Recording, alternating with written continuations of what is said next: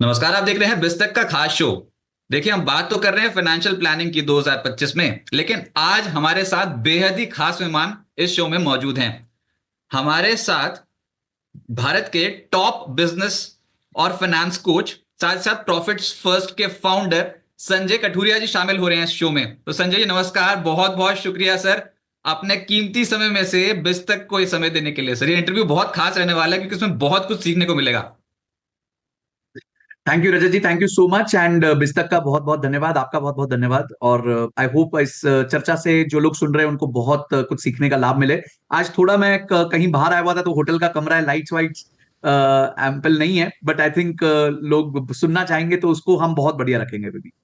Sir, वो तो हमारे यहाँ तो फाइनेंस कोच ही लग गया। आप क्या बात कर रहे हो, लाइट की किसको परवाह है। मैं बोल रहा हूँ कि ये जो इंटरव्यू है ना, इसमें हम क्या क्या सीख लेंगे आपसे। सर, सब कुछ सिखा दोगे? मतलब मैं तो अभी ऑप्शन से शुरू करूंगा, स्टॉक मार्केट से शुरू करूंगा, इंट्राडे ट्रेडिंग, वो जो आज सबको लत पड़ी हुई है उससे शुरू करूंगा। उसके बाद फिर आईपीओ के ऊपर बात करेंगे, और साथ ही साथ फिर पर्सनल फाइनेंस के ऊपर, म्यूचुअल फंड्स के ऊपर बात करेंगे। सर, सब कुछ सीखने की कोशिश करेंगे। अब वो आपके ऊपर है, आप कितने किस तरीके से उसको समझाते हो अगले 30 मिनट के अंदर अंदर। तो सर, शुरुआत करते हैं बैक टू बैक। मैं तो क्वेश्चंस फायर करते चले जाऊंगा आपके ऊपर। पहले तो अभी थोड़ा सर अपने बारे बिल्कुल। में बताएं। ये आप सीएफए हैं, एजुकेशन आपकी बहुत। देखो, वैसे ना सब सब आजकल पर्सनल फाइनेंस लोग समझ रहे हैं कि पर्सनल फाइनेंस और स्टॉक मार्केट के ऊपर जिस तरीके से यूट्यूब पे बॉम्बारमेंट हो रखी है, तो कोई भी समझाने आता है। लेकिन एजुकेशनल क्वालिफिकेशन भी है, और प्रोफेशन एज अ प्रोफेशन लोग कर रहे हैं उसको, उसकी आप मिसाल हो, एक रोल मॉडल बन गए हो आप। अच्छा, 16 साल का आपका कॉर्पोरेट एक्सपीरियंस, उसके बाद जी 39 साल के अंदर अंदर आपने रिटायरमेंट ले ली। सर, ये जादू जी। कैसे किया, पहले तो ये समझाओ। पहले तो मैं उसको रिटायरमेंट नहीं कहता, मैं उसको कहता हूं पर्पसफुल फाइनेंशियल इंडिपेंडेंस। तो पर्पसफुल फाइनेंशियल इंडिपेंडेंस का मतलब होता है कि आपने वो स्थिति अचीव कर ली है जहां पे आपको अब पैसों के लिए काम करने की जरूरत नहीं। आपके पास इतनी धनराशि है कि आप अपना जीवन धीरे धीरे उससे आराम से एक बेसिक लेवल पे निकाल सकते हो। तो जब आपके पास इस तरीके की फाइनेंशियल इंडिपेंडेंस होती है तो आप अपना पर्पस पूरा कर सकते हो। और मेरा पर्पस हमेशा से था कि लोगों को फाइनेंस के बारे में जागरूक करूं। मैं हमेशा से टीचर ही बनना चाहता था। पर कॉर्पोरेट्स में आपको पता ही है क्या होता है। तो कॉर्पोरेट्स में ये हुआ कि थोड़ा काम करना पड़ा पहले ज्यादा देर, और उसके बाद जो है फिर जाके कहीं हमें मौका मिला कि हम अपने आप को फाइनेंशियली इंडिपेंडेंट कर पाए। तो ये मैं कर पाया। और इसमें आपने पूछा कि मैं कैसे कर पाया, एक्चुअली मैंने बहुत ही सरल सिंपल काम किया। और वो सिंपल काम करने के कारण ही मैं फाइनेंशियली इंडिपेंडेंट हुआ। कि मैं जो तीन चीजें होती हैं, मेरे हिसाब से फाइनेंशियल इंडिपेंडेंस के तीन मूलभूत चीजें होती हैं। सबसे पहले होता है कि आप कमाते कितना है, दूसरा होता है आप बचाते कितना है, और तीसरा होता है आप उसमें से बचत में से निवेश कितना करते हैं। तो मैंने इन तीनों चीजों को बहुत सटीक तरीके से फोकस किया। अमूमन रजत जी, लोग गलती क्या करते हैं, जहां पे एक्टिव होना होता है वहां पे पैसिव हो जाते हैं, और जहां पे पैसिव होना होता है वहां पे एक्टिव हो जाते हैं। इसका उदाहरण समझाता हूं कि लोग मार्केट्स में कोशिश करते हैं उनको रिटर्न ज्यादा मिले, 20%, 25%, 30%, 40%। कुछ कुछ लोग तो कहते हैं हमारे को हर महीने 10% मिल जाए। अब मैं लोगों से यही पूछ रहा हूं कि कोई ऐसा व्यक्ति बता दो जिसने पिछले 10 साल से हर महीने, हर साल 25% भी बनाया हो 10 साल से। तो बहुत कम मिलेंगे आपको, मतलब करोड़ों में से शायद कोई एक व्यक्ति मिल जाएगा। पर अगर मैं कहूं कि अगर एक व्यक्ति 15-20 साल 30 साल इन्वेस्ट करता है, तो क्या वो एक 12-14% के रिटर्न के आसपास चल सकता है? बिल्कुल, हिस्ट्री ने प्रूव किया है। तो मैं कहता हूं ज्यादा नहीं, ज्यादा देर कमाने का सोचिए। तो ये मेरा मंत्र रहता है कि ज्यादा मत कमाने का सोचो, ज्यादा देर कमाने का सोचो, क्योंकि अगर आप ज्यादा देर कमाओगे तो ज्यादा कमाओगे। तो मैंने क्या किया, जहां मुझे एक्टिव होना चाहिए था, जहां मुझे अपनी इनकम बढ़ानी थी, अपनी तनख्वाह बढ़ानी थी, तो उसमें मैंने अपने शुरुआती जिंदगी में बहुत स्किल्स पे मेहनत करी। मैंने पहले एमबीए करी, इंजीनियरिंग करी, फिर एमबीए करी, फिर सीएफए करी, फिर बहुत सारे मैंने कोर्सेज किए फाइनेंशियल मॉडलिंग के अराउंड, एक्सेल सीखने के अराउंड। और धीरे धीरे अपने स्किल्स को बढ़ाते हुए मैंने अपनी इनकम को बढ़ाया। रजत जी, आपको जान के मजा आएगा कि मैंने पहले 6 साल में अपने करियर के अपनी तनख्वाह को 6 गुना कर दिया था। तो जब आप अपनी इस तरीके से ग्रोथ लेते हैं ना, तो आपका एक्टिव इनकम बढ़ने के कारण आपकी सेविंग्स बढ़ती है, और आपकी सेविंग्स बढ़ने के कारण आपकी इन्वेस्टमेंट बढ़ती है, और जितनी आपकी इन्वेस्टमेंट बढ़ती है उतना ही जल्दी आप फाइनेंशियली फ्री हो सकते हैं। नहीं, पर आपने सीखने पे भी तो जोर दिया ना सर। ये तो सबसे बड़ी बात है, लोग बिना सीखे ही कूद जाते हैं स्टॉक मार्केट पर। ये तो एक बहुत बड़ी टेंशन की बात हो रही है। अच्छा, सेबी कहता है कि ऑप्शन ट्रेडिंग में 93% लोग जो है उनको नुकसान होता है। आपकी एक रील बहुत मशहूर हो रही है, फेमस हो रही है, उसमें आप कह रहे हो कि पैसिव इनकम भी कमाई जा सकती है ऑप्शन ट्रेडिंग से। सर, एक बार इसको समझाएं। और जो निवेशक आजकल ऑप्शंस ट्रेडिंग की और एकदम से चले गए हैं, उनके लिए क्या मैसेज होगा? क्या वाकई पैसिव इनकम जनरेट की जा सकती है ऑप्शंस ट्रेडिंग से?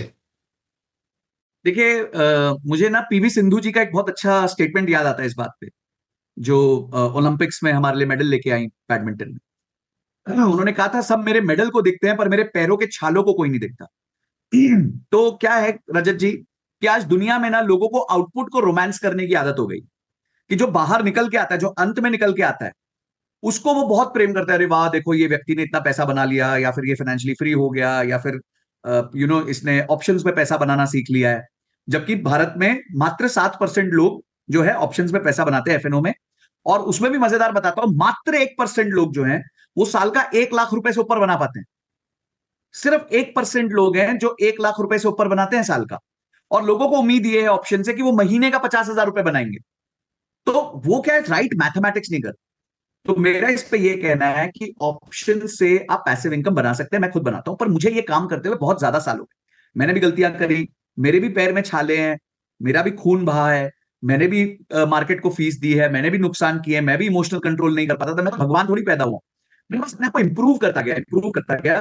तो मुझे मेरी एक स्ट्रैटेजी मिल गई कि ये स्ट्रैटेजी ना मेरी बहुत अच्छी मिलते चल गई। और फिर आप बिलीव नहीं करेंगे रजत जी, वो दिन था और आज का दिन है, पिछले 5 साल से मैंने अपनी स्ट्रैटेजी नहीं बदली। अब प्रॉब्लम क्या है रजत जी, कि लोग जो है ना बहुत नॉन कमिटल है। वो एक स्ट्रैटेजी टेस्ट करते हैं, वो एक महीना नहीं चलती तो दूसरे महीने दूसरी स्ट्रैटेजी टेस्ट करेंगे, तीसरे महीने तीसरी स्ट्रैटेजी टेस्ट करेंगे। तो ऐसा व्यक्ति कभी भी जो है पैसा नहीं बना सकता। ब्रूसली एक बात कहते थे, मैं उस व्यक्ति से नहीं डरता जिसको 10,000 किक्स पता है, मैं उस व्यक्ति से डरता हूं जो उसको एक किक जिसने 10,000 बार प्रैक्टिस करी है। क्योंकि वो मुझे पड़ गई तो भाई मैं तो सिमट जाऊंगा। तो मुझे ऐसा लगता है कि आपको पहले वो किक सीखनी पड़ेगी। बोरिंग मेक्स मनी रजत जी। जो काम बोरिंग होता है ना वो पैसा बना के देता है। पर हमारा ये जो मूर्ख दिमाग है ना, उसको एक्साइटमेंट चाहिए। तो एक्साइटमेंट से पैसा नहीं बनता है, बोरिंग कामों से बनता है। अगर आप देखें, बड़ी बड़ी मैन्युफैक्चरिंग यूनिट्स हैं, फैक्ट्रीज हैं, वो बोरिंग काम है। सबको रोज सुबह आना है, वही काम करना है, वही प्रोसेस को फॉलो करना है, वही चीज करनी है, पर पैसा जम के बनता है। अब रिलायंस के पास तेल के कुएं हैं, तो वो कुएं खोदते रहते हैं, खोदते रहते हैं। वो कोई एक्साइटिंग काम थोड़ी है, बोरिंग काम है, पर पैसा बहुत बनता है उससे। सो माय पॉइंट इज कि अगर आपको कोई भी चीज करनी है, चाहे वो एफएनओ या कोई भी लाइफ में चीज हो, पहले उसको सीखिए। इतना सीख जाइए कि आप बोर हो जाइए उससे, और उस दिन से आप उसमें पैसा कमाने लग जाएंगे, ये गारंटी है। तो ये मेरा थॉट प्रोसेस है ऑप्शंस को लेकर। सर ये एक स्ट्रैटेजी जरूर सीखेंगे आपसे, लेकिन उससे पहले बताओ कि आप इंट्राडे ट्रेडिंग करते हो या एडवाइस करते हो इंट्राडे नहीं, ट्रेडिंग की? क्यों बिल्कुल नहीं? नहीं करता, मैं खुद भी नहीं करता, ना ही मैं एडवाइस करता हूं। क्योंकि देखिए, intraday trading is like boxing. आप रिंग में घुसेंगे, आपका 2 मिनट का टाइम मिलता है एक एक बाउट का, ठीक है। अब आप कितने भी अच्छे बॉक्सर होंगे, कितने भी अच्छे बॉक्सर होंगे, पर एक आधा घूसा तो आपको पड़ेगा ही पड़ेगा। और बाय चांस आपको वो बड़े वाला घूसा पड़ गया, तो फिर आपकी फिर शामत आ गई। आप नॉकआउटिंग से कंसिस्टेंटली पैसा कमा। देखिए क्वेश्चन क्या है, कंसिस्टेंटली। हाँ, कोई महीने आपने बहुत अच्छा रिटर्न्स कमा लिया, बहुत अच्छी बात है, वेरी नाइस। बट अगर आप कंसिस्टेंटली पैसा कमाने की बात करें, तो मुझे नहीं लगता कि intraday can make a lot of consistent money for you. और दूसरी बात यह है कि मैंने क्या कहा, जहां लोगों को एक्टिव होना चाहिए वहां पे लोग पैसिव हैं, और जहां पे लोगों को पैसिव होना चाहिए वहां पे लोग एक्टिव हैं। रजत जी, आपको एक मजेदार बात बताता हूं, कि एक बार अमेरिका में देखा गया कि इन्वेस्टमेंट्स में सबसे अच्छे रिटर्न्स कौन कमाता है। तो आपको जान के हैरानी होगी कि इन्वेस्टमेंट्स पे सबसे अच्छे रिटर्न्स नर्सेज कमाती हैं। क्या बात करो, अभी नर्सिस कहाँ से आ क्यों गई इतनी नर्सेज तेज? कमाती है? हाँ, आपका बहुत अच्छा प्रश्न है कि क्यों नर्सेज कहां से आ गई।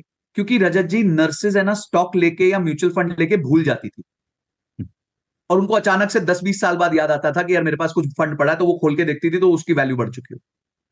अब उन्होंने क्या किया, इसमें उन्होंने क्या दिमाग लगाया? कोई इंट्राडे ट्रेडिंग नहीं की, कोई रोज खरीद बेच नहीं करी, कोई साल में उन्होंने पोर्टफोलियो को रिव्यू नहीं किया। एक फंड में लगा दिया, वो फंड बढ़ता गया, बढ़ता गया, 20 साल बाद याद आ रहा है, हाँ यार इस फंड में पैसा बढ़ा है, तो बहुत पैसा हो गया जी। आप ये कहानियां रोज सुनते होंगे रजत जी, मेरे फादर ने एमआरएफ लिया था, वो शेयर सर्टिफिकेट आया था, वो भूल गए, ठीक है। या मेरे फादर ने विप्रो लिया था, वो शेयर सर्टिफिकेट आया, वो भूल गए। तो जितने भी आपको सुपर सक्सेसफुल केसेस मिलेंगे ना, जहां पे वेल्थ बहुत मैग्नीफाई हुई है, वहां पे लोग है ना लेके भूल जाते हैं। अगर आप लेके याद रखोगे, रोज स्क्रीन को देखोगे, तो ये जो मन है ना इतना चंचल है, और इमोशन का कंट्रोल लाना इतना मुश्किल है आज के जमाने में, क्योंकि डेटा आपके पास हर सेकंड आ रहा है। तो अचानक से फिर आप गलत डिसीजन ले बैठे। आपके पास मल्टी बैगर हुआ भी तब भी आप उसमें से अर्ली एग्जिट कर जाओगे, आपको पता है थोड़ी कि वो मल्टीबैगर बनने वाला है और कहाँ तक जाने वाला है। तो वो ये लॉन्ग टर्म में तो वेल्थ जनरेट होगी, शॉर्ट टर्म में तो फिर हिचकोले आएंगे मार्केट में। लेकिन सर वो हम बात ना ऑप्शंस की भी शॉर्ट कर रहे टर्म हैं। में वेल्थ जनरेट करने का, नहीं नहीं, आप प्लीज आप बोल सकते हैं। जी, मैं सिर्फ यही कह रहा था कि शॉर्ट टर्म में पैसा बनाने का एक ही तरीका है, वो है अपनी एक्टिव इनकम को इंक्रीज करो। आपकी तनख्वाह रजत जी, अगर आज समझिए उदाहरण के तौर पे 1 लाख रुपए महीना है, किसी की भी, किसी व्यक्ति की 50,000 रुपए महीना है, अगर वो कोई स्किल सीख लेगा अपने डोमेन में, तो हो सकता है उसकी अगले साल तनख्वाह 1 लाख रुपए हो जाए महीने की। पर अगर उसने निवेश किया तो ये गारंटी नहीं है कि उसका 50,000 रुपए अगले साल 1 लाख रुपए हो जाए।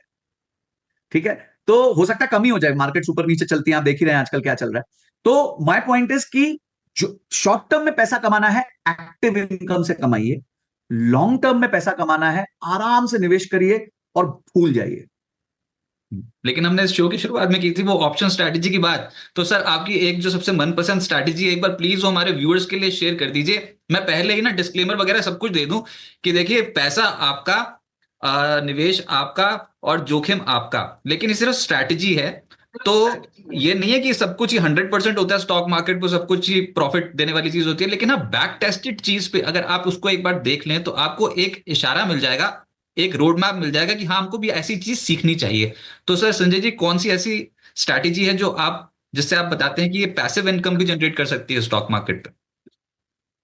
तो मैं अपना स्क्रीन शेयर करता हूं आपके साथ, और मैं आपको बड़ी सिंपल से कुछ प्रश्न करूंगा, आप ही मुझे जवाब दोगे। ठीक है, और फिर उसके बेसिस पे मैं आपको जो है आपके सामने ही स्ट्रैटेजी बनाऊंगा, आप ही जवाब दोगे, मैं नहीं जवाब दूंगा। ठीक जी। है, आप ही के, आपको भी नहीं पता मेरी स्ट्रैटेजी क्या है, पर मैं नहीं। आपसे कुछ बेसिक प्रश्न पूछूंगा। पहला प्रश्न मैं आपसे पूछना चाहता हूं कि अगर आप ऑप्शंस ट्रेडिंग पैसिवली करना चाहते हैं, तो आपके रिटर्न्स की एक्सपेक्टेशन क्या होनी चाहिए महीने की? सर मेरे को मार्केट ट्रैक करते हो बहुत समय हो गया, मेरे को पता है कि बहुत बड़े बड़े रिटर्न्स मिल नहीं सकते हैं। मैं तो सिर्फ आपसे बोलूंगा कि 2% भी दिला दो, बहुत बड़ी बात हो जाएगी। लेकिन लोगों को चाहिए बहुत ज्यादा पैसा, लोगों को चाहिए 10% का रिटर्न मंथली। बिल्कुल, तो रजत जी इसमें वॉरेन बुफे की एक बहुत अच्छी सेइंग है, बोलता है अगर आपको रिश्ते लंबे निभाने हैं, अगर आपको रिश्ते लंबे निभाने हैं तो अपेक्षाएं कम कर लो। तो अगर आप अपेक्षाएं कम कर लेते हो तो रिश्ते लंबे निभते हैं। आपने बिल्कुल सही कहा, 1.5% 2% का भी अगर आप रिटर्न कमा पाए तो आप एफडी से 3 गुना ज्यादा रिटर्न कमा रहे हो। ठीक है, तो अच्छा, अब ये आपका पहला प्रश्न, पहले प्रश्न का आपने जवाब दे दिया। अब दूसरा प्रश्न ये है कि अगर मैं भारत की टॉप 3-4 कंपनियों की बात करूं, भारत, कोई रिकमेंडेशन नहीं है, आप अपने हिसाब से देखिएगा, ये मैं व्यूअर्स को वापस बोलना चाहूंगा, कोई मेरा, मैं कोई सेबी रजिस्टर्ड आरआई ये नहीं हूं, कुछ भी नहीं हूं, मैं सिर्फ आपको एक उदाहरण दे रहा हूं। ठीक है, रजत जी मैं आपसे एक सवाल पूछना चाहता हूं कि देश की टॉप 5-7 बड़ी कंपनीज ले लेते हैं। ठीक है, डिसेंडिंग ऑर्डर में सबसे बड़ी जो मार्केट कैपिटलाइजेशन बेस्ड कंपनीज, तो इसमें समझिए रिलायंस हो गया, मारुति हो गया, एचडीएफसी बैंक हो गया, टीसीएस हो गया, इन्फोसिस हो गया, ये सब बड़े बिग दिग्गज।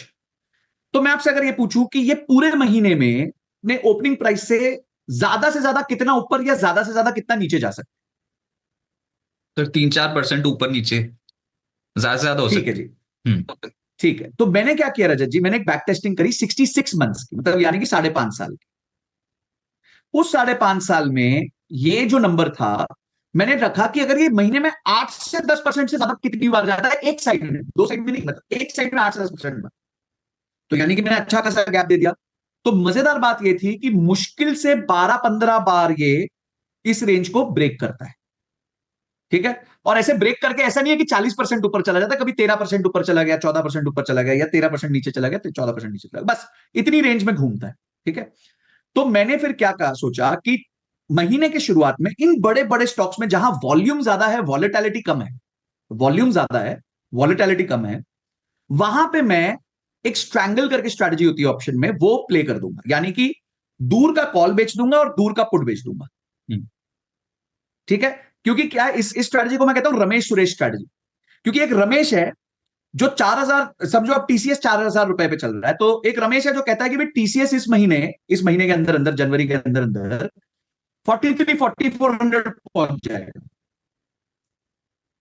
तो मैं कहता हूं तथास्तु, तू ले भाई, तू कॉल लेना चाहता है, मैं तेरे को कॉल भेज देता हूं, क्योंकि जब वो कॉल खरीदता है तो उसके लगते हैं 1,500-2,000 रुपए, तो उसको लगता है यार वो 1,500-2,000 में खो भी गया तो क्या है, लॉटरी की टिकट है।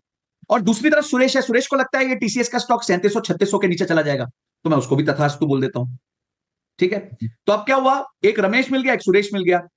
और अगर पूरे महीने में स्टॉक 3700 से 4300 के बीच में रहा तो मेरे को पैसे बन जाएंगे। तो अब आपको मैं आपके सामने साक्षात ये चीज करके दिखा। टीसीएस ये 4118 रुपीज चल रहा है, 4018 रुपए चल रहा है। मैं जाता हूं यहां पे बिल्डर कस्टम स्ट्रेटजी करता हूं, और मैं यहां जाके करीबन 3600 रुपए का 10% नीचे का पुट बेच देता हूं। ठीक है जी।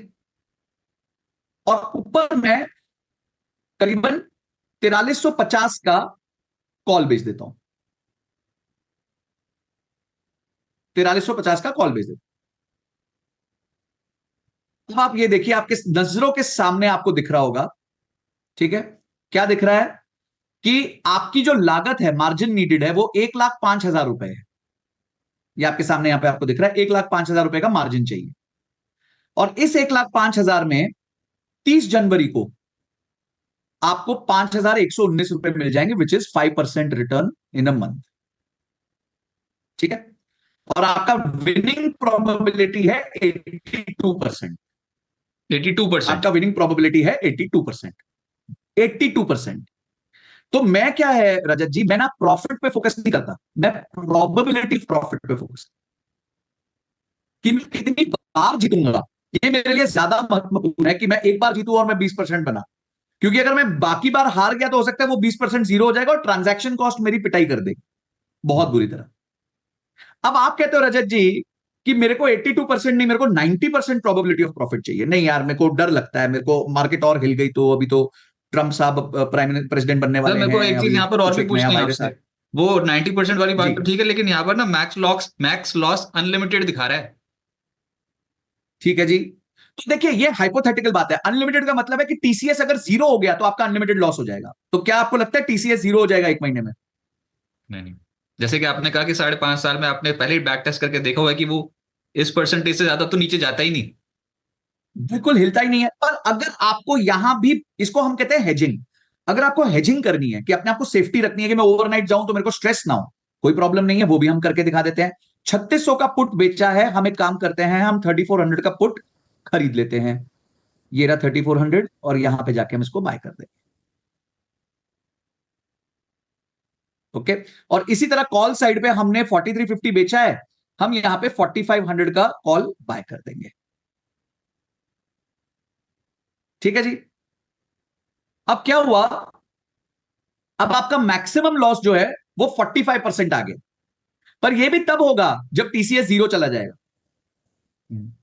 तो तब तक आपका मैक्सिमम लॉस हिट नहीं होगा, और नहीं तो आपका जो रिटर्न्स है वो बन गया 4.7%। तो अब आप मुझे बताइए रजत जी, आज हम 7 जनवरी को बैठे हैं और ये 30 जनवरी की एक्सपायरी है। 23 दिन में आपको 4.5% के आसपास का रिटर्न बन रहा है आपके कैपिटल पे, और 81% प्रोबेबिलिटी ऑफ प्रॉफिट है आपका। तो अब आप बताइए, ये अच्छा है, बुरा है, क्या है? मतलब आपको क्या लगता है, आपको क्या फील आता है इसमें? सर, बहुत ही अच्छा है। बस ये है कि मार्केट में आजकल ना तनाव बहुत है, मार्केट बहुत बुरी तरीके से झूल रही है, तो हर बार तो ये वाली बिल्कुल स्ट्रैटेजी। सही है। हाँ, हर बार वाली स्ट्रैटेजी थोड़ा वोलेटाइल ये स्ट्रैटेजी भी रहेगी, ऊपर नीचे तो होएगा ये रिटर्न। ये मैक्सिमम प्रॉफिट है जो 3,300 का रिफ्लेक्ट हो रहा है समय स्क्रीन में। नहीं नहीं, ये मैक्सिमम प्रॉफिट आपको तब तक मिलेगा जब तक आपका टीसीएस 3600 से लेके 4350 तक रहेगा मार्केट में महीने के एंड पे। ओके। महीने के एंड पे अगर ये 3600 से 4350 के बीच में है, यानी कि आपने उसको 750 पॉइंट्स अलाउ कर दिए हैं पूरे महीने में खेलने को, तो या इस केस में वो आपको रिटर्न्स देगा। पर अगर आपने जो बात की है रजत जी, की आपको फियर लगता है कि नहीं संजय जी, अभी मेरे को रिस्क लग रहा है, मार्केट और झूल सकती है, तो मैं काम करता हूं, मैं इस रेंज को और बड़ा कर देता हूं। ठीक है। मैं 3600 की जगह 3500 का पुट बेचता हूं, यानी मैंने रेंज और बड़ी कर दी। मैं ये 4350 की जगह 4450 का कॉल बेचता हूं, फिर भी आप मेरा रिटर्न देखिए, मेरा रिटर्न बन जाता है 1.7%। तो और गजब की प्रोबेबिलिटी चीज ऑफ है। विनिंग अब आपकी हो गई 88%। वही प्रोबेबिलिटी ऑफ विनिंग का ही गेम है। अपने लॉसेस को कंट्रोल में रखते चलिए और प्रोबेबिलिटी ऑफ विनिंग पे फोकस करते चलिए। बिल्कुल। अब आप मुझे बताइए कि पूरे महीने में टीसीएस आपका 3500 से के बीच लेके 4450 के बीच में तो मुझे लगता है रह जाएगा। मतलब बहुत ही रेयर चांस है कि उसके नीचे और ऊपर जाएगा। अच्छा, ये फिर रिजल्ट के आसपास ना बनाए ये वाली स्ट्रैटेजी। देखिए, मैं जनरली 2-3 टाइम्स पे मना करता हूं लोगों को। एक तो रिजल्ट पे ना बनाएं कोशिश करके, क्योंकि रिजल्ट पे थोड़ा ऊपर नीचे होता है। और अगर बनाए तो दूर की बनाए, जैसे ये काफी दूर की स्ट्रैटेजी है तो ये बना सकते हो आप, अगर आप रिजल्ट के दौरान कर रहे हो तो। इसमें आपने ऑलरेडी, अगर आप ब्रेक इवन देखें तो ऊपर की साइड पे आपने 11% का प्रोटेक्शन ले लिया है, नीचे की साइड पे आपने 13% का प्रोटेक्शन ले लिया है। तो हम्म। यानी कि काफी सिग्निफिकेंट प्रोटेक्शन है। यानी अगर टीसीएस 13% भी गिर जाएगा नीचे, तब तक आपको परेशानी नहीं होगी, 12-13% तक परेशानी नहीं। तो टीसीएस का 12% गिरना मतलब बहुत बड़ी बात हो जाती है। मतलब इतनी बड़ी कंपनी का 12% गिरना बहुत मुश्किल होता है। तो तो ये बेसिकली, और पर इसमें भी मैं सबसे यही रिक्वेस्ट करता हूं कि देश की सबसे बड़ी 5-6 कंपनीज में ही ट्रेड कीजिए, उससे ज्यादा मत ट्रेड कीजिए। देखिए रजत जी, आपको, हर व्यक्ति को एक चीज समझनी है कि ट्रेडिंग में ज्यादा करने से पैसे नहीं बनते, कम काम करने से पैसा बनता है। Less is more. जितना आप कम काम करोगे ट्रेडिंग में, उतना ही आप ट्रेडिंग में ज्यादा पैसा कमाओगे। ये रूल है ट्रेडिंग। लेकिन एक और चीज यहाँ पर सब पूछते हैं, सर ऑप्शन बाइंग से भी पैसा बन सकता है? क्योंकि सबको ना वो कम पैसे लगाने हैं। मैं तो यहाँ पर देख रहा हूँ वो मार्जिन अमाउंट्स जो धीरे धीरे धीरे आपके बदलते चले जा रहे हैं। लोग ना फटाफट से पैसा कमाने के चक्कर में ऑप्शन खरीद कर चलते हैं, वो भी दूर वाली। तो देखिए, अब मैं आपको, आपने क्वेश्चन पूछा, मैं आपको इसी के थ्रू आंसर देता हूं। मैं काम करता हूं, ये दूर वाली ऑप्शंस खरीदी जो हुई हैं, मैं उन्हीं पोजीशंस को रिटेन करता हूं और इनको हटा देता हूं। सॉरी, इन दोनों को मैं हटा देता हूं। ठीक है, ओके। अब आप देखिए, अब हमने यहां पे दूर वाली बाइंग पोजीशंस ले ली हैं। ठीक है, और प्रोबेबिलिटी ऑफ प्रॉफिट देखिए यहां पे रजत जी कितना है। मात्र 8% का probability of profit. Oh. 8%, 8% only. तो दूर वाली तो जीरो होनी है, मतलब लगभग तय, ये आपने खरीदे हाँ, गलती कर दी। तो आपको, लोगों को लगता है कि मेरा मैक्सिमम लॉस बच गया, मैं तो 1800 रुपए में ऑप्शन खरीद लिया और मुझे अनलिमिटेड प्रॉफिट हो जाएगा। ये अनलिमिटेड वर्ड है ना, लोगों को थोड़ा वो कर देता है, मंत्रमुग्ध कर देता है। हम्म। तो हमें तो ये वर्ड देखना है भाई, ये 8% नहीं होना चाहिए, ये 80% से नीचे तो मैं जाता ही नहीं हूं भाई। रजत जी, 80% अगर ये दिखा नहीं ना मुझे, तो मैं ट्रेड ही नहीं लेता। और खुशी वाला ट्रेड जो होता है वो 85% से ऊपर का होता है, क्योंकि मुझे ज्यादा नहीं कमाना, मुझे ज्यादा देर कमाना भाई तो संजय जी, बहुत ही अच्छे तरीके से आपसे आपने अपनी ऑप्शन रणनीति समझाई। और मैं ये मान के चलता हूं कि जो हमारे अभी दर्शक जो हमें देख रहे हैं वो अपना ड्यू डिलिजेंस खुद देखेंगे, अपने जो रिस्क कैपेसिटी है उसी के हिसाब से ही ट्रेडिंग पोजीशंस बनाने की कोशिश करेंगे स्टॉक मार्केट पे। है जी। सर आईपीओ मार्केट में आ जाते हैं। आईपीओ मार्केट में इस समय जबरदस्त मुनाफा हो रहा है, लोगों को सुनामी सी आ रखी है, लॉटरी लग रही है लोगों की। और आपने इतने साल का एक्सपीरियंस, इसको प्लीज यूज करके बताएं। जैसे किसी को सपोज करो अलॉटमेंट हुई, उसको 70% 100% भी प्रॉफिट मिल जाता है ना, वो फिर भी बुक नहीं करता। तो ऐसी हम्म। स्थिति में क्या करना चाहिए? रजत जी, मैं पीटर लिंच की एक बात से बहुत प्रभावित हुआ था जब मैं अपना इन्वेस्टिंग करियर स्टार्ट किया। तो उन्होंने एक बहुत प्यारी बात बोली कि इन्वेस्टिंग में ना लोग दो क्वेश्चन को आंसर नहीं करते। दो क्वेश्चन को आपको आंसर करना बहुत जरूरी है। What you own and why you own. आपने क्या खरीदा है और क्यों खरीदा है, यह आपको बहुत क्लियर होना चाहिए। अगर आप आईपीओ में पैसा डालना चाहते हैं, ठीक है, अगर आप आईपीओ में पैसा डालना चाहते हैं, तो आप आईपीओ में इसलिए पैसा डालते हैं जनरली कि आपको लिस्टिंग गेन्स मिल जाए और आप एक छोटा सा पैसा बना दे, क्योंकि ये तो लॉटरी की टिकट है। ये भी एक लॉटरी की टिकट की तरह है। लाखों लोग अप्लाई करेंगे और कुछ लोगों को लगेगी, जिनको लग गई तो वो पैसा बना लेंगे। वैसे तो मैं आईपीओ मार्केट से जनरली दूर रहता हूं, जनरली, क्योंकि मुझे लगता है आईपीओ में जो अच्छा है वो मिलता नहीं, और जो मिलता है वो अच्छा नहीं होता। ठीक है, एक स्टॉक था हमारे कंट्री का, one of the biggest payment company थी, उसका स्टॉक सबको लगा आईपीओ में, पर सबको पता है उसका क्या हुआ फिर फाइनली। आज तक जितने प्राइस में उन्होंने ऑफर किया था उसके 40% प्राइस पे वो चल रहे हैं। मतलब 60% उन्होंने वेल्थ इरोड कर दिए, नीचे में नीचे 80% तक वैल्यू जा चुकी थी नीचे। तो अगर आपको वो स्टॉक, वो कंपनी पसंद आती है, अगर आपको वो कंपनी पसंद आती है, तो आप उसमें अगर आईपीओ अप्लाई भी कर रहे हो, तो आपको क्लियर होना चाहिए, क्या मैं इसमें लिस्टिंग गेन्स के लिए बाहर निकलूंगा या मैं इसको लॉन्ग टर्म होल्ड करूंगा क्योंकि मुझे कंपनी पसंद है। अगर आप जोमेटो की जर्नी देखें तो 75 रुपए में वो शेयर ऑफर हुआ था, 75 के आसपास। लिस्ट होते ही 130 140 गया, उसके बाद गिर के 40 रुपए आ गया और आज करीबन 250 के आसपास चल रहा है। तो अगर किसी को जोमेटो का बिजनेस पसंद आया था, तो और उसने आईपीओ में लगा और उसने होल्ड किया है, तो बात समझ आती है। पर किसी ने लिस्टिंग गेन्स का सोचा और 130 140 पे भी एग्जिट नहीं लिया, तो फिर उसने बेवकूफी कर दी। तो फिर जब वो 40 का आया होगा, उसको स्ट्रेस आया होगा, अरे यार मैं क्या करूं, अब मैं क्या करूं, बेच दूं नहीं बेचूं, दोस्तों को फोन करना, फिर दोस्त कुछ ना कुछ सलाह देंगे। तो मैं हमेशा कहता हूं दोस्तों पे मत फोकस करो, डेटा पे फोकस करो। तो जितना आप डेटा पे फोकस करोगे उतना आपका पॉसिबिलिटी ऑफ विनिंग ज्यादा हो जाएगी। अच्छा, आप अगर किसी कंपनी के आईपीओ में हाइपोथेटिकल सिचुएशन मानते हैं कि आप चाहते हो उस कंपनी में आईपीओ में पैसा मैं तभी लगाऊं जब ये तीन मेरे पैरामीटर्स पूरे हो जाएं, तो वो सिर्फ वो चेकलिस्ट कौन सी होगी? तीन चीजें क्या देखोगे किसी कंपनी में पैसा लगाने से पहले आईपीओ मार्केट में? बहुत प्यारा प्रश्न है आपका। देखिए, मैं आईपीओ में नहीं, मैं कंपनी में निवेश कर रहा हूं। मैं कंपनी में निवेश करता हूं। तो जब मैं कंपनी में निवेश कर रहा हूं तो सबसे पहला, गाड़ी चला कौन रहा है, वो कैसा व्यक्ति है, उसको उसके बारे में पता होना चाहिए। तो थोड़ा फाउंडर के बारे में, प्रमोटर के बारे में आपको नॉलेज होनी चाहिए कि वो क्या कर रहा है। अब उसकी मानसिकता दो चीजों से पता चलती है रजत जी। एक, वो कंपनी से तनख्वाह कितनी ले रहा है, और एक, जब वो आईपीओ आ रहा है तो ऑफर फॉर सेल है या वो फ्रेश इशू है। अगर तो IPO purely offer for sale है, मैं थोड़ा दूर रहता हूं उससे। भाई, अगर प्रमोटर को कंपनी में इतना ही विश्वास है तो सारा पैसा ऑफर फॉर सेल पे क्यों ले रहा है ना? क्यों अपना माल दूसरों को दे रहा है, क्यों कंपनी में पैसा नहीं ले रहा? यानी उसके पास ग्रोथ करने के विकल्प खत्म हो गए हैं। अगर कंपनी में लोग पैसा नहीं ले रहे हैं तो यानी कि ग्रोथ करने का विकल्प भी खत्म हो गया है ना। वो तो कह रहा है भाई मैंने ग्रोथ कर दी जितनी करनी थी, अब मुझे अपने शेयर्स किसी को टिकाने हैं ताकि मेरे पैसे छुट्टे हो जाए। तो मैं थोड़ा इन कंपनियों से दूर रहता हूं जहां पे ऑफर फॉर सेल का प्रपोर्शन ज्यादा होता है। तीसरी चीज मैं ये जरूर चेक करता हूं कि कंपनी के ऊपर किसी प्रकार का उधार तो नहीं है, और अगर वो उधार है तो वो किस तरीके से उसको सर्विस कर पा रही है, आराम से कर पा रही है, वो रेशियो ठीक है क्या, debt to equity, debt service coverage ratio जो होते हैं वो ठीक है कि नहीं। चौथा बहुत इंपॉर्टेंट ये है कि ऐसी कंपनी जो ऑलरेडी लिस्टेड हैं उनका प्राइस टू अर्निंग्स क्या चल रहा है वर्सेस इस प्राइस कंपनी का प्राइस टू अर्निंग्स। ये बहुत इंपॉर्टेंट है, क्योंकि देखिए मार्केट में माल ऑलरेडी अवेलेबल है। अगर कोई कहता है मैं एक सेक्टर में बिजनेस लेके आ रहा हूं, तो मुझे पता है कि उस सेक्टर की ऑलरेडी तीन चार कंपनियां लिस्टेड है। तो मैं देखूंगा कि उस सेक्टर की उन कंपनियों का प्राइस टू अर्निंग्स चल रहा है फॉर एग्जाम्पल एवरेज में 50, और ये कंपनी बोल रही है मैं 150 के प्राइस टू अर्निंग्स पे आऊंगी, तो मैं धन्यवाद बोल दूंगा, मतलब नहीं भाई थैंक यू सो मच, मेरे को ऑलरेडी मार्केट में सामान मिल रहा है 50 के प्राइस टू अर्निंग्स पे, तो मैं वो ले लूंगा। वो निर्मा की एड थी ना, तो कोई ये क्यों ना ले, वो ना ले। तो इसी तरीके से तो वही चीज लूंगा जहां मुझे सस्ता मिल रहा है, क्योंकि मैं तो निवेशक हूं, मुझे तो सस्ती चीज चाहिए।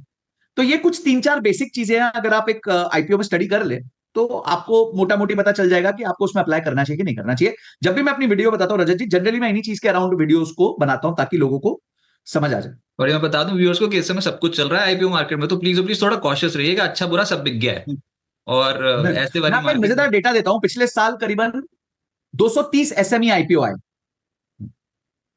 उनमें करीबन 8,400 करोड़ रुपए के आसपास रेज हुआ है। और उस 230 कंपनियों में आज मोर देन 40% कंपनीज जो हैं वो 25% से ज्यादा नीचे हैं फ्रॉम देयर लिस्टिंग प्राइस।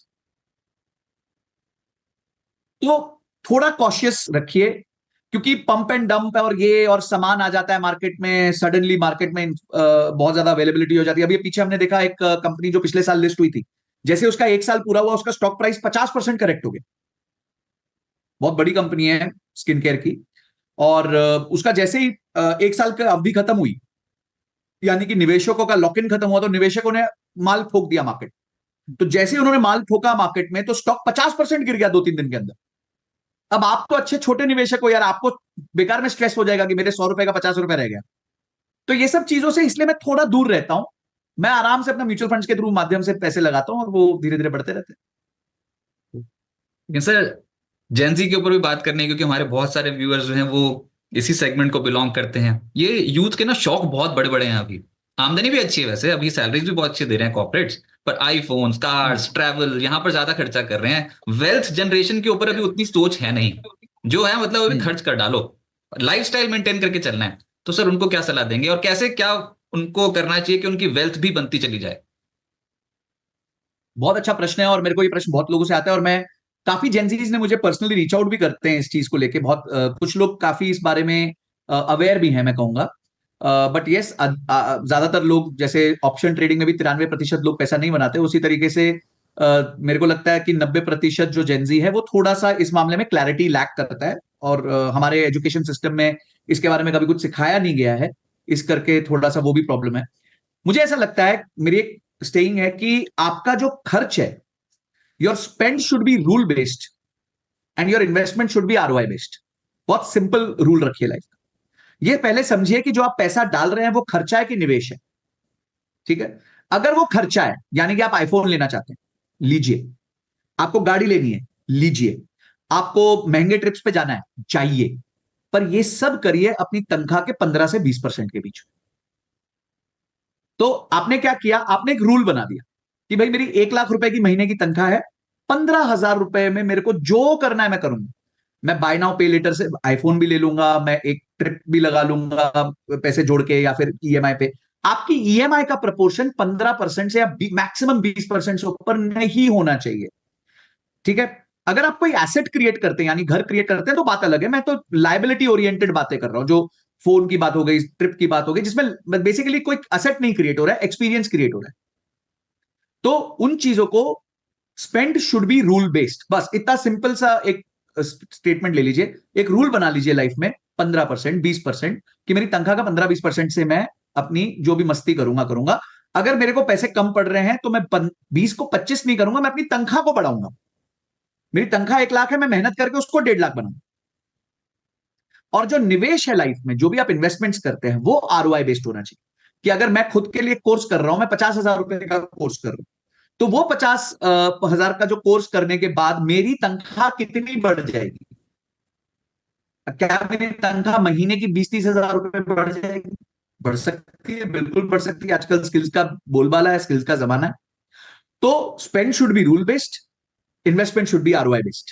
बस इतना आप कर लीजिए, अपनी लाइफ को मजे से जिए, बहुत अच्छे पैसे कमाएं, और उसी पैसे में रूल बेस्ड बहुत अच्छा खर्चा करें। अपने आप को भी खुश रखें, अपने परिवार को खुश रखें, अपने दोस्तों को खुश रखें, और साथ साथ निवेश भी करते रहें, अपनी एक्टिव इनकम भी बढ़ाएं। पर वो एसेट्स कौन से चुने? एसेट्स का ही तो चुनाव नहीं होता है आजकल। ये भी तो नहीं समझ में आ रहा कि किस एसेट में जाएं। मैंने खरीदे म्यूचुअल फंड्स, वो दे रहे हैं कम रिटर्न, दूसरा कर रहा है ऑप्शन, तीसरा आर्टिफिशियल इंटेलिजेंस से स्टॉक्स ढूंढ रहा है, और चौथा बिटकॉइन में पैसा लगा के बैठा है। देखिए रजत जी, मैं ना बड़ी अच्छी एक स्टेटमेंट सुन रहा था फिर से वॉरेन बुफे की। तो वॉरेन बुफे ने बोला कि मैं एक बार बिल गेट्स से मिला 1991 में, और हम दोनों बैठे, और बिल गेट्स ने बोला तू मेरी कंपनी में निवेश करो। दोनों बहुत अच्छे दोस्त हैं, तो बोले तुम क्यों निवेश कर लो। तो वॉरेन बुफे ने बोला कि तुम ऐसा क्या करोगे? तो मैं सॉफ्टवेयर बनाऊंगा, तो कोई क्यों खरीदेगा? तो वो बहुत संदर्भ हुआ, दोनों के बीच संवाद हुआ था। और वॉरेन बुफे ने बोला कि मेरे को तुम्हारा बिजनेस समझ नहीं आता भाई। मेरे को यह समझ आता है कि हर रोज एक अमेरिकन कोको कोला जरूर पिएगा जब तक वो जिंदा है। हर रोज एक अमेरिकन बैंक ऑफ अमेरिका जरूर जाएगा जब तक वो जिंदा है। ठीक है, तो ये चीजें मुझे पता चलती है, ये चीज मुझे समझ आती है। बट इसके अलावा ये नहीं समझ आता कि तुम क्या कर रहे हो, क्या सॉफ्टवेयर बेच रहे हो। तो मैं लोगों को एक ही हाथ जोड़ के विनती करूं कि जो समझ आए वहां निवेश करो, जो समझ आए वहां निवेश करो, और अगर कुछ ना समझ आए तो म्यूचुअल फंड में निवेश करो। क्योंकि म्यूचुअल फंड में एक फंड मैनेजर बैठा है, जो बैठ के आपके लिए रिसर्च करता है, टीम लगाता है, मेहनत करता है, और आपके बिहाफ पे पैसे लगाता है। अब आपको मैं उदाहरण देता हूं रजत जी, कल मैं पढ़ रहा था कहीं, एक म्यूचुअल फंड है एचडीएफसी का, फ्लेक्सी कैप फंड। कोई मार्केटिंग नहीं है, मैं सिर्फ एक उदाहरण के तौर पे दे रहा हूं। वो फंड 1995 में खुला था। ठीक है, और आज 30 साल हो गए उस फंड। अगर उस फंड में किसी ने 500 रुपए की एसआईपी की होती, 500 रुपए की, और कोई स्टेप अप नहीं किया होता, सिर्फ हर महीने 500 रुपए डाल रहा हो, तो आज तक उस फंड में वो 1,80,000 रुपए डाल चुका होता। आज 30 साल बाद उस 1,80,000 रुपए की वैल्यू है करीबन करीबन 1,10,00,000। 1,80,000 की वैल्यू है 1,10,00,000 रुपए।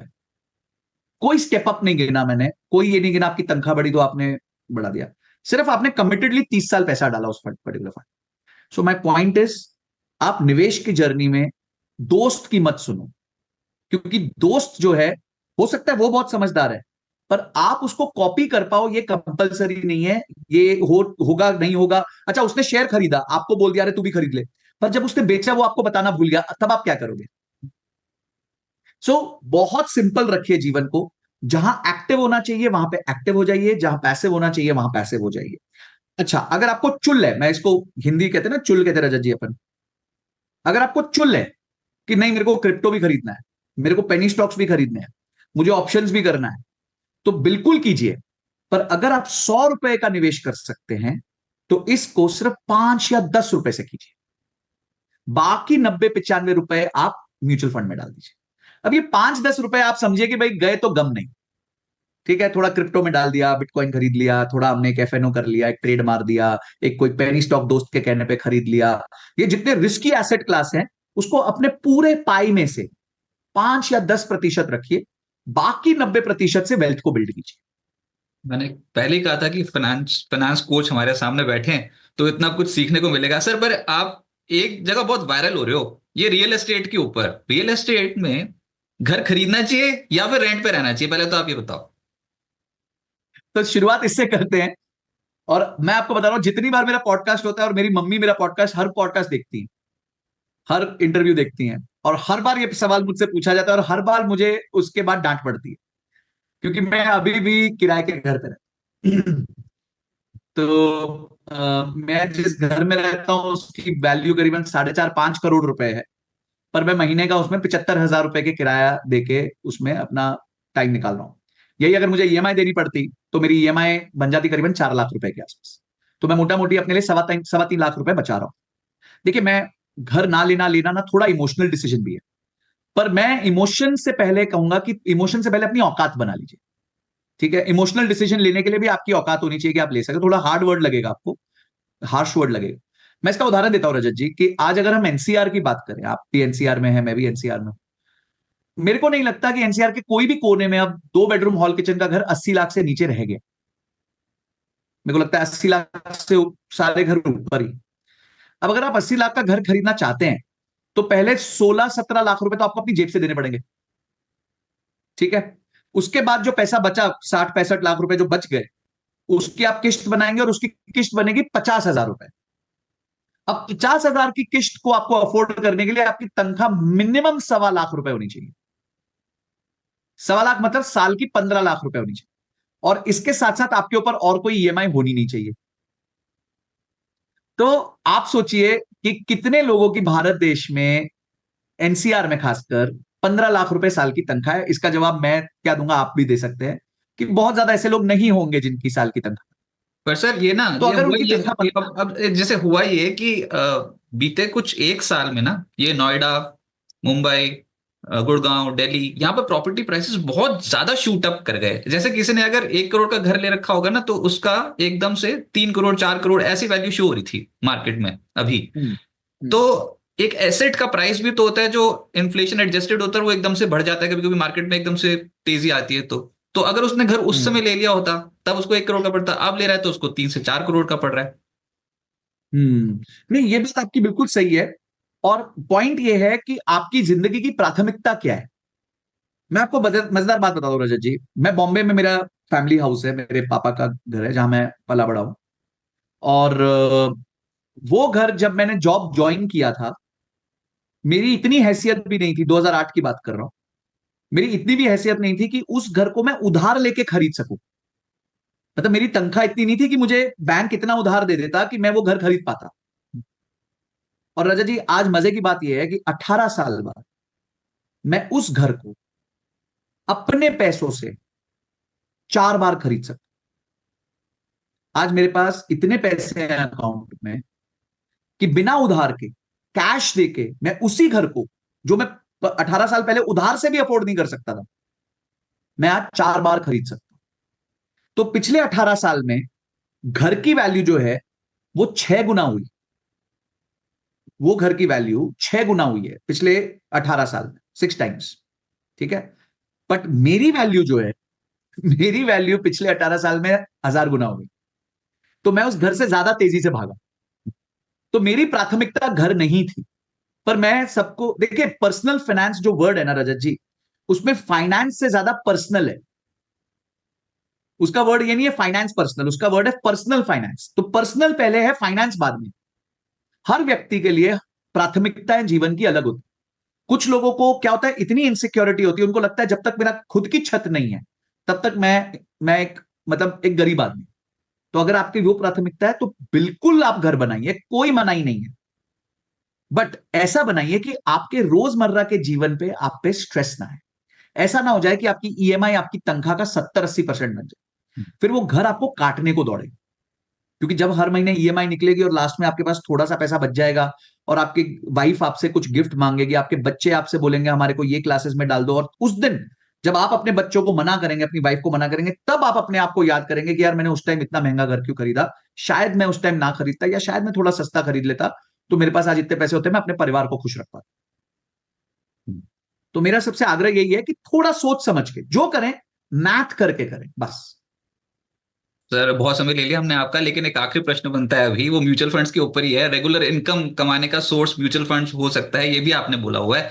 2 लाख रुपए कमवा दो हर महीने के, सर कैसे कमाए जा सकते हैं म्यूचुअल फंड से? हम चाहे कॉर्पस बिल्ड करना पड़ जाए, चाहे कुछ साल बाद आ जाए, लेकिन आमदनी महीने की 2 लाख रुपया क्या हो सकती है? Is it possible? बिल्कुल पॉसिबल है रजत जी, बिल्कुल पॉसिबल है। आपने बहुत अच्छी बात की। कल मैंने एक रेडिट पे एक पोस्ट देखी और आई वॉज सो इम्प्रेस्ड। एक 24 साल के लड़के ने एक पेपर पे अपने 5 बड़े गोल लिखे और उसने लिखा कि मेरे को रोल्स रॉयस खरीदनी है। उसने लिखा मुझे बॉम्बे में 8 करोड़ का घर खरीदना है जो आज 3 करोड़ का है। ठीक है। और फिर मुझे मंथली इनकम चाहिए 5 लाख रुपए की। ऐसे गोल्स लिखे उसने। पर रजत जी मजे की बात है, उसने हर गोल के अगेंस्ट अपना एसआईपी अमाउंट लिखा और अपनी ड्यूरेशन लिखी कि मैं कितने साल निवेश करूं। 15 साल, 20 साल, 25 साल, इस तरह से उसने ड्यूरेशन। अब अगर आपको 2 लाख रुपए पर मंथ निकालना है तो इसके लिए आपके पास जो कॉर्पस होना चाहिए वो मिनिमम मिनिमम 4 से 5 करोड़ रुपए का होना चाहिए। ठीक है। अब 4 से 5 करोड़ का कॉर्पस लाने के लिए अगर आप महीने का 40,000 रुपए का एसआईपी करते हैं तो ये पैसा आपका 20 साल में तैयार हो जाएगा। तो यानी आप 20 साल आप करेंगे तो आप आराम से उसके बाद 2 लाख रुपए, और सिर्फ 2 लाख नहीं, आप उस 2 लाख पे हर साल 7% इन्फ्लेशन भी पा सकते हैं और फिर भी आपका कॉर्पस जीरो नहीं होगा। तो ये पावर है कंपाउंडिंग। लोग कंपाउंडिंग की पावर को नहीं समझते रजत जी। वॉरेन बुफे 93 के हैं। उनको पहला 1 करोड़ लाने में 62 ईयर्स लगे। जब वो 62 के थे उनका पहला 1 बिलियन आया था, सॉरी 1 बिलियन आया था। और 62 से लेकर 93 यानी 30 साल के अंदर उन्होंने 149 बिलियन डॉलर जोड़ दी। तो कंपाउंडिंग के मैजिक को पाने के लिए थोड़ा इंतजार करना पड़ता है। अच्छा, 20 तो साल में अगर आप चार थोड़ा करोड़ रुपए इंतजार, इकट्ठे कर लिए? 20 साल में 4 करोड़ रुपए इकट्ठे हाँ कर लिए, उसके बाद फिर वो नियमित उसमें से निकालना शुरू करना है, सिस्टमैटिक विड्रॉल बिल्कुल। प्लान शुरू करना है, तो वो 4 करोड़ की राशि कम होती चली जाएगी। नहीं होगी, नहीं होगी, क्योंकि वो 4 करोड़ भी तो कंपाउंड हो रही है। अरे अगर आपका विड्रॉवल रेट आपके कंपाउंडिंग रेट से कम है तो आपका कॉर्पस हमेशा बढ़ता रहे। राइट। संजय जी बहुत शुक्रिया आपका हमारे साथ जुड़ने के लिए। मैं सभी व्यूअर्स से रिक्वेस्ट करूंगा कि रिपीटेडली सुनो ये वाला शो, बार बार रिवाइंड कर करके पीछे जा जाके देखो एक एक चीज को कितने अच्छे तरीके से समझाया है। सर बहुत शुक्रिया, मजा आ गया आपसे बात करके। और नए साल की आपको बहुत बहुत शुभकामनाएं बिस्तक की पूरी टीम की ओर से, मेरी ओर से। थैंक यू रजत जी, आपने इनवाइट किया बिस्तक पे। बिस्तक को, आपको, आपकी पूरी टीम को और बिस्तक के सारे श्रोताओं को, व्यूअर्स को मेरी तरफ से फाइनेंशियली सक्सेसफुल 2025। आप अपने फाइनेंस के नियम बनाएं, अच्छे से रूल्स बनाएं और अपने जीवन को अच्छे से जिएं और साथ साथ अपने लिए वेल्थ की जर्नी को स्टार्ट थैंक यू सर। करें। Thank you.